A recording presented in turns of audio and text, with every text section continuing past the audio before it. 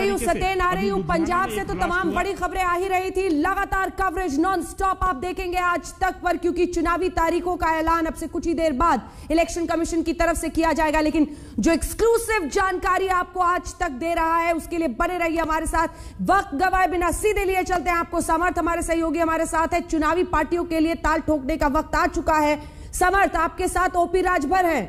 तमाम विपक्षी दल किस तरह से समूह बनाकर योगी सरकार को घेर रहे थे इतने दिनों से, अब चुनावी तारीखों का ऐलान हो रहा है, क्या कह रहे हैं वो बात कीजिए उनसे।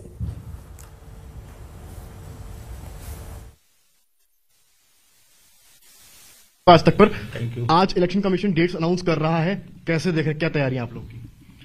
देखिए, हम लोग 24 घंटा चुनाव मूड में रहते हैं। चुनाव बीत जाता, उसके बाद हम लोग जनता के बीच में बराबर जाते रहते हैं। और जिस उम्मीद से मैं खुद भारतीय जनता पार्टी के साथ गया कि महंगाई कम होगी, बेरोजगारी कम होगी, प्रदेश में घरेलू बिजली का बिल माफ होगा, प्रदेश में गरीबों का इलाज फ्री में होगा, एक समान अनिवार्य और फ्री शिक्षा होगी, लेकिन भारतीय जनता पार्टी ने एक भी काम नहीं किया।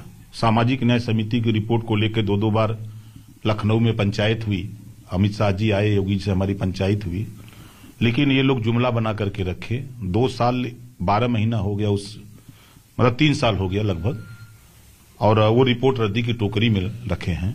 69,000 शिक्षक भर्ती, 68,500 शिक्षक भर्ती, 72,234 शिक्षक भर्ती, 12,460 शिक्षक भर्ती में जिस तरह का इन्होंने घोटाला किया है पिछड़े दलित वंचित लोगों का, इससे पूरे प्रदेश में हाहाकार मचा हुआ है। और तो आप अखिलेश के साथ आ गए हैं, अब तो चीजें ठीक होंगी आपके साथ। बता तो रहा हूं कि अखिलेश यादव जी के साथ हम आए तो इन्हीं मुद्दों पर आए हैं कि जो प्रदेश में अन्ना पशु से पूरा किसान परेशान है, उसे छुटकारा दिलाना है। सड़क पर जो एक्सीडेंट हो रहे हैं अन्ना पशु से, तो उसको भी आम लोगों को निजात दिलाना है। रैलीज की बात करेंगे, इलेक्शन कमीशन का पीसी है और कोविड इस समय बढ़ रहा है यूपी में, तो क्या अगर रैलीज पे रोक लगती है पूर्णतः और वर्चुअल माध्यम पर जाते हैं, तो आपका अलायंस सपा से है, तो बीजेपी वर्चुअली स्ट्रांग है, कैसे टक्कर देंगे? कोई स्ट्रांग नहीं है बीजेपी। उत्तर प्रदेश की जनता घरेलू बिजली का बिल माफ कराने के लिए, गरीबों का इलाज फ्री कराने के लिए, जातिवार जनगणना कराने के लिए, सामाजिक न्याय समिति की रिपोर्ट लागू करने के लिए, एक समान अनिवार्य और फ्री शिक्षा के लिए, प्रदेश में अमन चैन कायम करने के लिए अखिलेश के साथ जनता खड़ी हो चुकी है, बदलाव के दम बना चुकी है। एक सीधा सवाल उनसे पूछिए कि क्या अगर चुनाव आयोग की तरफ से ये कहा जाता है कि वर्चुअल रैलीज की जाए, खतरा है कोविड का, बड़ी रैलियों पर रोक लगती है, रोड शोज पर रोक लगती है, तैयार है ये लोग? मेरा यही सवाल है आपसे, जो रोड शोज पे रोक लगती है, रथ यात्रा में आप खुद भी अखिलेश के साथ रहे हैं, अगर सब रुक जाता है आज पीसी में, तो आप लोग क्या उसके लिए तैयार हैं? बिल्कुल, चुनाव आयोग का जो निर्देश होगा।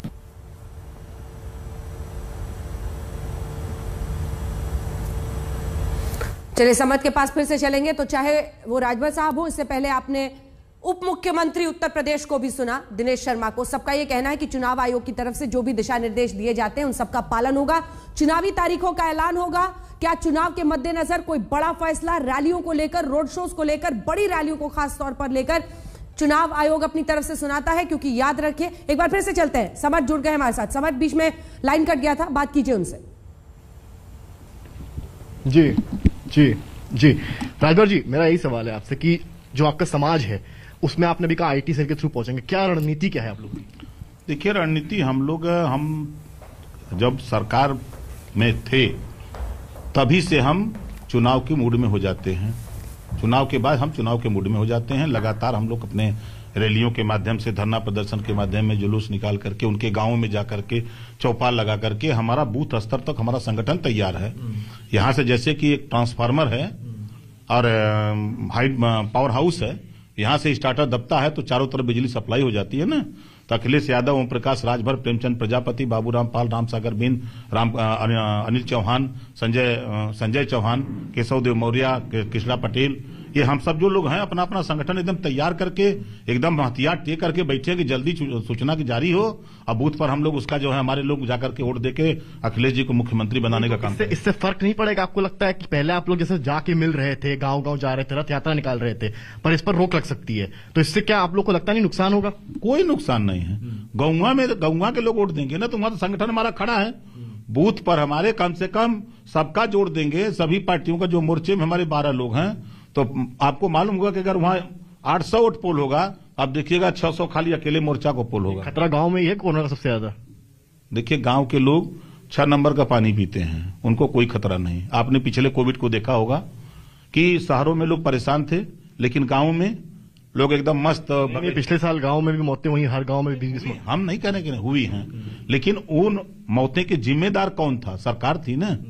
सरकार को जब ऑक्सीजन की, बेड की, दवाई की, अस्पताल में भर्ती कराने की जिम्मेदारी थी, तो ये सरकार बंगाल में वोट मांग रही थी, बिहार में जाके वोट मांग रही थी। हमारे सूबे के मुख्यमंत्री और प्रधानमंत्री, उस समय इनको कोविड नहीं दिखाई दिया। यहीं उत्तर प्रदेश में जब पंचायत चुनाव की बात आई, सब लोग मना किए, लेकिन प्रधानमंत्री और हमारे मुख्यमंत्री जी ने पंचायत चुनाव करा लिया, और पंचायत चुनाव करा करके कोविड इतना मतलब पीक पे था, और करा लिया पंचायत चुनाव।